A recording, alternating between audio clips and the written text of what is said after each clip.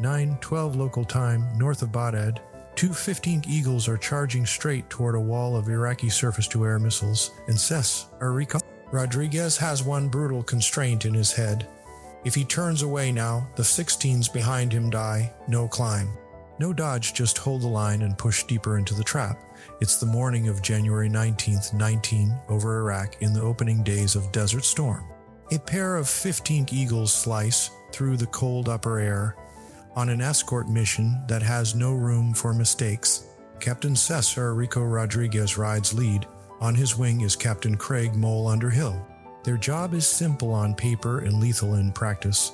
Clear the skies ahead of a massive strike package headed toward Baghdad. Behind them, 36 strike aircraft flow in multiple waves, a rolling conveyor of steel and fuel. Among them are 16s diving toward their targets, each lugging two 0-pound general-purpose bombs. The 16s pitch down and release, the bombs tumbling away and then stabilizing as they fall.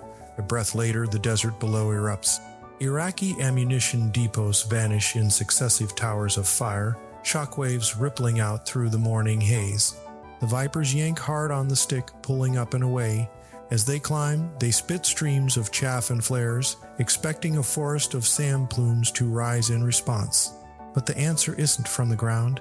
Instead of a barrage of missiles, the Iraqi Air Force pushes its sharpest spear points into the fight. Two pairs of MiG-29 Fulcrums, their most modern fighters. Outnumbered and outclassed by the coalition, Iraqi pilots have been forced to lurk on the edges of the battle area, waiting for a soft target, a mistake, an opening. Now they hear about two 15s ahead of the strike package clean, have you pray, isolated from the main herd. Opportunity, a pair of Fulcrums turns hard and accelerates, racing to intercept. High above, in his 15, Rico hears his headset crackle with the calm voice of his AWACS controller, Mark White. Rico, you have two hostile contacts, one bearing 040 for 35, second is 340 for 65. Roger, Rico answers, eyes flicking across his instruments. Well, take the 040. He chooses the most immediate threat. Both Eagles swing toward it, noses pivoting as the horizon slides across the canopy. They're forward, looking in at 60. Three radars sweep the sky. The blip appears. Contact, Rico calls. At the same time, another display on his panel lights up. On the radar warning receiver, a blunt 29 flashes into life. The symbol is unmistakable. MiG-29 radar energy splashing across his jet. Him being painted, MiG-29, Rico says, I see it, Mole replies. Two pairs of fourth-generation fighters now hurtle at each other in a head-on, supersonic joust closing speed near Mach 2.5. Rico thumbs his weapons select, bringing an eye. Seven Sparrow online, semi-active radar homing. His radar must hold lock the whole way. The Iraqis move first. The Fulcrums drop their noses and dive deep, knifing down beneath the 15s, trying to bury themselves in ground clutter where radar returns get messy and faint. From his cockpit, Rico watches his radar scope. The single, smeared contact below them suddenly resolves. The fuzz splits into two tight, defined bricks. I got you, he mutters. It's 2 versus 2. He designates one of the returns, locking it. Down in the Fulcrum's cockpit, the Iraqi pilot's wails with the harsh tone of a lock. An American radar has him pinned, but he's briefed and he has another card to play. The MiG banks hard across the 15's nose, slicing laterally. The second MiG follows. Up in Rico's Eagle, just as his thumb steadies above the release, the contacts vanish. I lost it, he snaps. They've slid into the 15's Doppler, notch a blind spot in the radar where targets moving perfectly perpendicular to the beam can effectively disappear. It's a known weakness and the MiG-29s are exploiting it cleanly. Irritation flickers through Rico, but he rides it down. This is textbook Fulcrum play. Moments later, the bricks pop back onto his scope, now at about 12 nautical miles. Contact. Again, he cagers the cursor over one, snaps a lock. But this time he holds his fire. He knows his eye. Steven needs continuous radar guidance. The Fulcrums have already shown him Thale break across the nose again, slipping into the notch before the Sparrow can reach them. Sure enough, they do it again. Lost it again, he growls. The Fulcrums keep cutting sideways across the Eagle's flight path, forcing the 15 radar into a maddening blink-off dance. Contacts appear at roughly 12 nautical miles. lockable but never stable for long. Rico calls each cycle. Contact, lost it again. He can see the pattern now. The Iraqis are dragging him and Mole along, drawing them in a specific direction. Far away in the circling AWACS, Mark White watches the symbols moving on his big scope. The two eagle icons press forward, the MiG-29s sliding in front of them, edging closer to Baghdad. As the fighters push, they drift beyond the strict sector Mark is responsible for. According to procedure, he hands control of Rico and Mole to another AWACS controller who owns the adjoining airspace. It's routine, clean handoff, new voice on the net. Rico and Mole stay locked into the pursuit, closing on the MiGs, when suddenly their roars spike with a burst of new tones. Their threat displays start to fill up. Multiple emitters light up dead ahead. Zone 125 Neva SAM batteries, a three-stringing Baghdad, their radars searching, locking, building a net of fire over the city. The Iraqis are trying to pull the Eagles straight into a layered air defense kill zone. They are dragging us into the city's anti-air, Mole says. What are we going to do? He asks, tension creeping in. Rico glances at his fuel, at the radar, at the symbology of the strike package behind them. On the radio, he hears 16 calls, in hot, off dry. Bombs gone as they complete their attack runs. If he and Mole turn away now, those Vipers, still aggressing, will be naked in hostile airspace with Fulcrums loose behind them.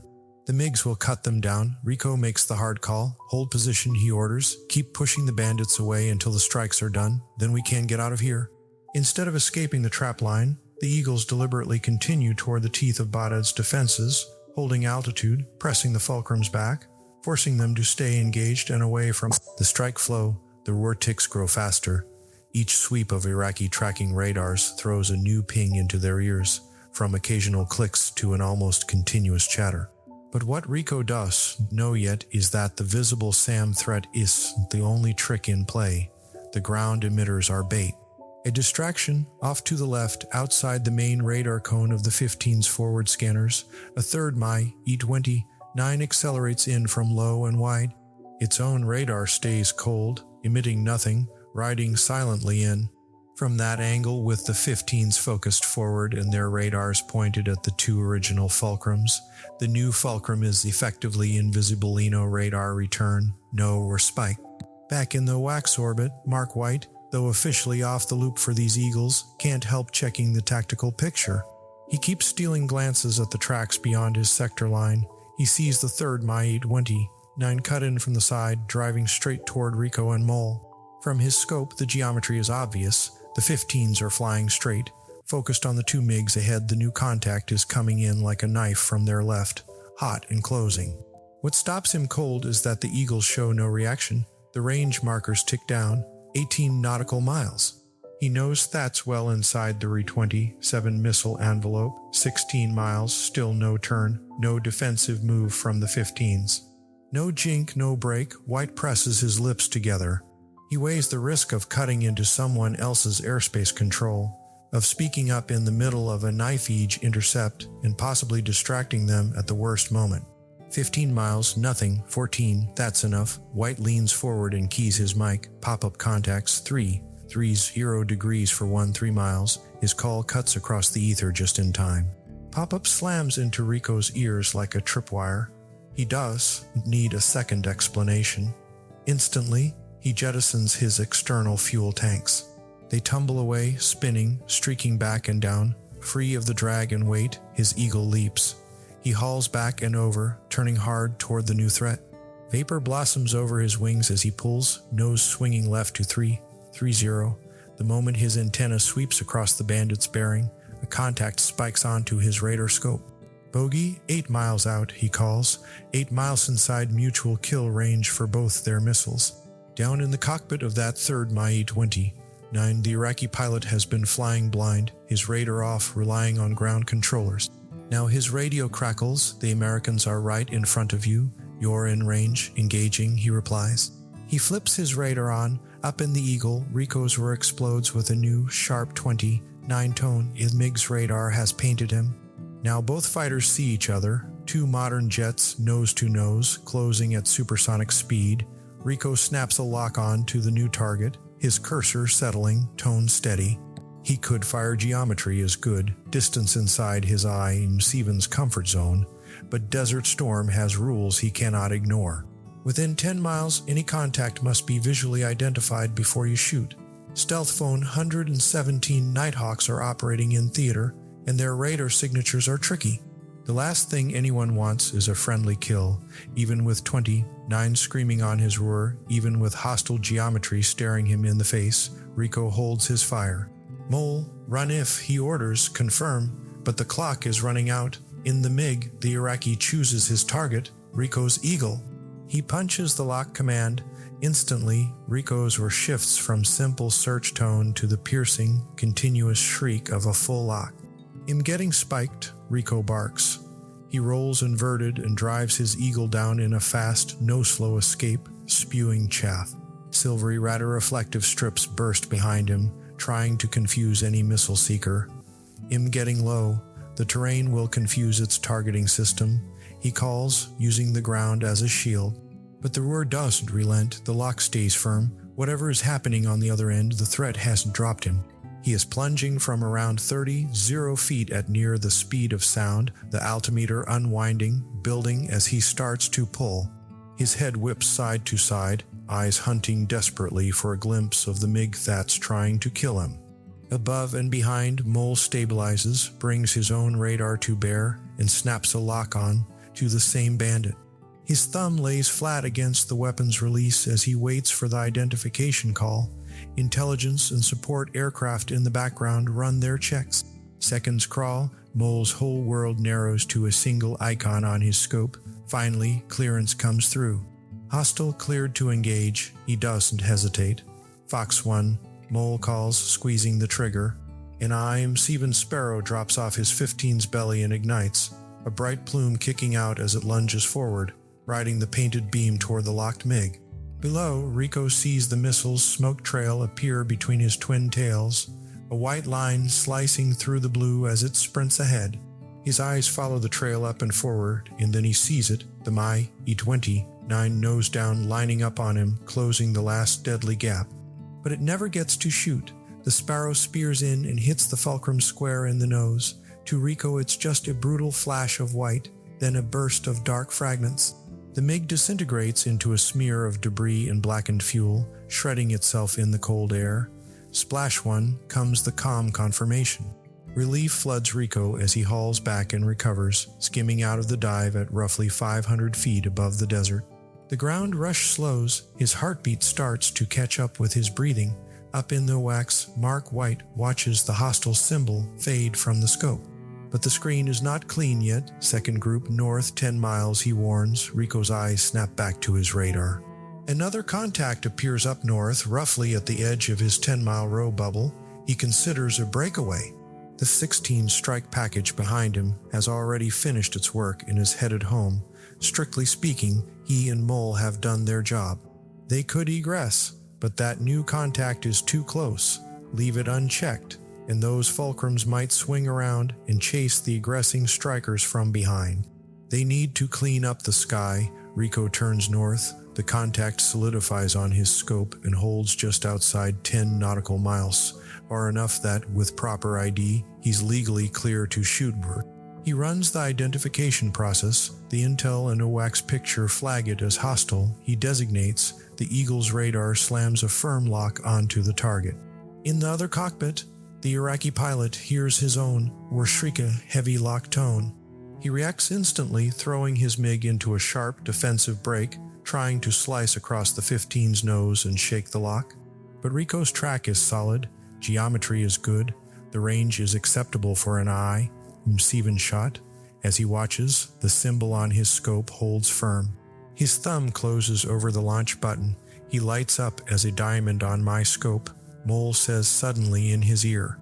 Say again. Rico snaps. It goes from a solid radar contact to a diamond. Mole clarifies. It's tagging him as friendly. Mole's IF system has just classified the target as a friendly aircraft. Whatever's in front of them, his jet's computers think it's not Iraqi. A chill runs through Mole. One wrong choice here, and they could kill a coalition pilot. But Rico's gut is telling him otherwise. The context screams MiG-29. 9. The behavior, the vector, the Iraqi flag airspace. He decides to prove it the old-fashioned way with his eyes. Visual ID, Rico says. He'll eyeball him. You be ready to shoot. He pushes his Eagle down low again, flying under the unknown, letting the distance compress. The bogey barrels straight toward him, slightly above. Rico maintains the low line, holding his course until the last possible moment. Then he pulls up, engines in full burner, the 15 roaring like a beast as it climbs. The closure rate is savage. He lifts his nose toward the oncoming jet. The silhouette above him is just a dark shape against the bright sky, hard to distinguish at first. Belly view only, no clear markings. He doesn't flinch. He holds his path. The two jets flash past so close he can almost feel the wake. Rico's Eagle rips under the Bandit within about 50 feet. As he slices by, he finally gets a look at the aircraft's back. Green camouflage, the blocky outline of a Fulcrum, and on the wings, sharp and clear Iraqi flags. It's a MiG-29, he yells. He banks hard left, arcing above and around. As he turns, he can see down into the arena. The MiG below him is in a flat, level left turn, holding altitude, trying to keep energy. In that instant, the scripted band visual range intercept vanishes. This just became a close. In knife fight, he rolls inverted and yanks the stick, diving into the MiG's turn circle, trying to cut inside. The meter jumps. 10 geese press him back into the seat, body screaming, blood fighting to stay in his head. The Fulcrum flashes past his nose as he overshoots the first attempt. Rico snaps another hard left, chasing. He watches the MiG light the burners and push down, trading height for speed. The two jets spiral, corkscrewing toward the desert floor, paths set to cross again. They hit the merge. A blue-gray blur as the MiG screams by, then is behind him, then off his wing again. Rico hauls, muscles burning, forcing the 15 into an ever-tighter turn, sweat pooling under his suit. Somewhere above, Mole circles, watching the fight unfold from a higher perch. He sees his lead down in the twisting spiral and senses a slot. I can come in, Mole offers. Stand by, Rico barks back. This one is his. He can feel it in the dance, in the slow shift of angles in his canopy. The MiG comes back around. They cross again. Neither pilot can keep this trajectory up much longer. The ground is climbing fast in the windscreen. Rico bears down 10 geese again, vision gray at the edges. He fights through the tunnel, refusing to ease off. And through that crushing weight, like a prize at the end of a marathon, he sees it. The Fulcrum's nose drifting slowly into his UD, the enemy jet sliding right into his forward quarter. This is the shot. Rico thumbs over to I-9. The Sidewinder comes up ready. He starts to pull lead, pointing his nose where the MiG is going, not where it is, giving the missile a better angle. Down in the MiG, the Iraqi realizes what's happening. In one last act of defiance, he rolls inverted and yanks hard toward the ground. Rico expects some desperate move, but not this. The Fulcrum pitches straight down, diving nose first at the desert. Rico's instincts scream at him not to follow. He's already low. To chase that move is to gamble everything on an impossible pullout. He breaks off, pulling up to the left and letting the MiG fall away, keeping his own load within survivable lines. Inside the Fulcrum, the Iraqi pilot hauls the stick into his lap, afterburners howling. Forces crush him into the seat as he tries to pull the nose up before the sand meets his canopy. The MiG's airframe is pushed beyond its rated envelope, alarms screaming as it strains. The windshield fills with tan. The horizon vanishes. It's just ground rushing up. He does everything he can. It isn't enough. The MiG-29 slams into the desert in a brutal plume of dust and fire. Up above, Rico levels out, heart beating like a drum against his ribs. The adrenaline surge begins to ebb, leaving a raw edge of exhaustion and relief. He's alive, and the sky around him, for the moment, is clear. Mole appears 2 miles off his right wing, sliding into position, a steady gray eagle at his side. Tactical, right side, Mole reports calmly, anchoring the formation. Rico lets himself exhale fully for the first time in minutes. Let's go home, he says. Cesar Rico Rodriguez will go on to tally 3 Air Tour victories by the end of his career, tying him for the top post, Vietnam MiG killer among you. Pilots, his fights especially this day, against pure generation Fulcrums, become the kind of stories pilots study for years. SAM generation jets, same technology level, no easy advantage. It was close today, one of them will say later. 2 SAM generation fighters, true comes the answer, not like when our F-16s ate hawks for breakfast.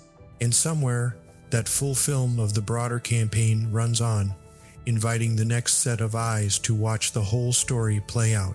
9, 12 just turned into 9, 13, same patch of sky north of Baghdad. The Fulcrums are gone, but the rule in Rico's mind hasn't changed. Nobody touches the strike package. Not on his watch, not today. He and Mole settle back into a loose tactical formation, noses angled west for home. The sky feels a little larger now, quieter, but neither pilot trusts it. You don't survive long by relaxing after just 2 kills worth of chaos. Rico checks his fuel.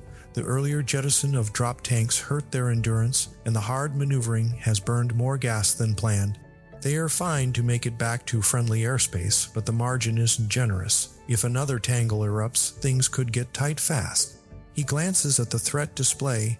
The Zone 125 emitters around Baghdad are fading behind them, the dense wall of radar pings thinning into occasional clicks. Every mile west stretches the elastic leash of the Iraqi integrated air defense system, but no one's prepared to swear they are safe yet. On the AWACS, Mark White watches the 15 icons inch toward the edge of the heaviest SAM coverage. The immediate crisis of that pop-up MiG has passed, but he's not relaxing either. The Iraqi Air Force has been unpredictable, some hesitant, sometimes suicidally bold. They still have fighters on the ground. If someone panics on their side and launches another scramble, it will happen fast. Mark scans his plot, checks his overlays. No new high-speed tracks lifting from known Iraqi airfields. The remaining enemy jets are either staying low, hugging the deck, or they're staying part. For now, the Eagles seem clear of fresh threats. He keys the net. Eagle flight, AWACS, picture clean for 10 to the west. No new bandits. Copy, Rico replies. Wertib. He has half a mind to stay silent and just enjoy the hum of the engines, but his heart rate still hasn't decided whether the fight is really over. His hands rest lightly on the stick and throttle, ready to react if something flickers on his roar. Beside him, Mole is almost disturbingly calm. That's his nature, a steady, methodical. He's the kind of pilot you want as a wingman when the air is full of missiles and ECM. They ride together in a kind of thoughtful silence, heading away from Baghdad's smoke and flashes. Behind them, the 16s that had bombed the ammunition depots are making their own way home, strung out across the airspace in an invisible trail. If the MiGs had slipped past the Eagles, or if Rico and Mole had broken off earlier, that trail could have turned into a kill lane. Rico thinks about that as the distance counter to coalition lines ticks down. It's easy to forget, in the blur of radar locks and rotones, that each Viper call sign on the radio is a jet with a pilot trusting the air superiors to keep the wolves away. He glances left, scanning the desert beneath. The ground is deceptively peaceful from up here, a vast quilt of tan and shadow. Somewhere down there, pieces of a Mi-29 are cooling in the sand. He never sees a chute, no beacon, no movement, there's no time to dwell. Their job is not search and rescue, its control of the air. He nudges the nose a fraction. Mole adjusts smoothly with him. Fuel check, Rico calls. Mole reads his gauges. Joker plus a little, we're good. They press on. Mark White, back on AWACS, logs the engagements. 1 MiG splashed by Sparrow. Another lost to the desert in a vertical escape, gone too far. The sky picture around Baghdad looks different now. Iraqi controllers will be counting 2 more Fulcrums they no longer have. Every one of those losses changes the calculus, chips away at the will to contest the air at all. On this morning, though, nobody on Rico's frequency is talking strategy. They're just flying the numbers, checking the instruments, and making it home. Minutes pass, the roar settles into near silence, just the occasional background noise from distant radars. Finally, AWACS gives the call everyone wants. Eagle flight, AWACS, you are feet dry approaching coalition boundary, threat minimal, marshal as directed, Rico acknowledges. Beneath him, the featureless desert starts to give way in his mind to the idea of safety. Tankers, friendly airfields, maintenance crews, debrief rooms. His muscles, knotted from 10 turns, slowly ease. He looks over at Mole, a speck of metal holding station neatly off his right side. Tactical right side, Mole says again, quieter, almost more for themselves than anyone else. Rico smiles inside the mask, unseen. They keep going. Hours later, the sky belongs to a different hemispheres of pilots. The sun dips, the rotation of sorties continues like a machine. But in one corner of the Gulf region, two names are getting penciled onto boards and screens. Cesar Rico Rodriguez, Craig Mole Underhill. The day's engagements are not just tallies, they are data points. Air Force intelligence and tactics officers take the details apart frame by frame. The MiG-29s use of the Doppler notch their attempt to drag the Eagles into Baghdad's SAM envelope, the stealthy pop-up by the third Fulcrum with its radar off the late warning from an AWACS controller, who technically no longer owned them. Every constraint and failure is laid bare. The F-15's radar notch vulnerability is no surprise, but seeing it exploited so cleanly in combat sharpens everyone's focus. Pilots revise mental checklists, instructors adjust training scenarios, AWACS procedures for handoffs get scrutinized. Should Mark White have stayed on the net? Should the shift have been delayed in a hot engagement? Nothing about this kind of fight is ever perfect. It's a chain of human and technical decisions under pressure. Cesar's own after-action account is clipped and professional. He talks through the geometry, the radar blinks, the row that held his finger back at 8 miles. He knows some people will second-guess those visual ID rules, staring at the part where a MiG-29s could have found him in those seconds he couldn't shoot. But those rules exist for a reason. Friendly phone 117s and other assets have to move in the same sky. He describes diving to the deck, trusting terrain masking that didn't break the lock, seeing the Sparrow flash past his tail and obliterate the MiG ahead, watching the second Fulcrum surrender itself to gravity when the pilot tried to out the ground. It's all physics and training, and the thin line of human judgment in between. He doesn't add anything about how it felt to watch that smoke trail between his tails, or to see that green camouflage Fulcrum filling his canopy at 50 feet. He doesn't talk about his heart rate, or the way the world narrowed to a greeny yid and a black silhouette. That part stays between him, Mole, and the desert. In the days that follow, Desert Storm rolls on. More sorties, more engagements. The Iraqi Air Force bleeds aircraft when it fights and loses aircraft when it flees. Coalition pilots start to refer to certain engagements with shorthand. The day Rico took a Fulcrum heading and dived out from under a live lock. The day a Sparrow tracked true through ground clutter and evasive maneuvers. The day a MiG tried to run itself out of the fight and ran instead into the earth. By the time the war winds down, Cesar Rico Rodriguez has 3 air tour kills to his name, all MiGs. That puts him at the top of the board since Vietnam for American pilots, a distinction he doesn't go looking for, but can't quite shake either. For the men who flew the MiGs, the story looks very different. They were flying a capable jet, in many ways the equal of the Eagle on paper. Same generation, similar performance envelopes, aggressive handling, good missiles, but paper isn't the sky. Training, command decisions, early warning coverage, and willingness to press the fight all tilt the scale. In engagement after engagement, Iraqi pilots find themselves at the wrong end of that curve. The duel near Baghdad becomes one of those rare cases where two peer fighters slam into each other on almost even footing. Later, when people talk about it, that's the angle they highlight. It was close today, someone says. 2 SAM generation fighters. True, comes the answer, not like when our F-16s ate hawks for breakfast. They are talking about another day, another film, another mission where F-16 Vipers shredded older Hawk missiles and systems with ruthless efficiency. That fight was almost lopsided, asymmetric. 4th-gen jets versus dated SAM batteries, no contest. Today's story was different. Here, it wastes into one-sided slaughter. It was a knife fight at similar speeds under the same physics, bounded by rules that forced visual ID and gave an enemy missile a real window. Some people will latch on to the hero shots, Rico pulling 10 geese, the Sparrow's perfect nose hit, the MiG's desperate inverted dive. Others will zero in on the constraints, rudder notch blind spots, row pauses, SAM belts, handoff gaps between AWACS controllers, fuel margins, and the geometry that let a third MiG sneak up from side with its radar off, that's where the real learning lies. Because in the end, Desert Storm's air campaign is just about better jets or better missiles. It's about better use of what you have under tight rules and constant limits. Rico, Mole, Mark White, the Iraqi Fulcrum pilots all rode the same unforgiving equations of speed, range, and time. One side walked away with its Eagles intact and its strike package untouched. The other side left 2 more smoking scars on the desert. What moment in this fight surprised you most? Was it the radar notch trick that kept blinding the 15, the last-second AWACS warning, or the MiG's fatal attempt to out the ground?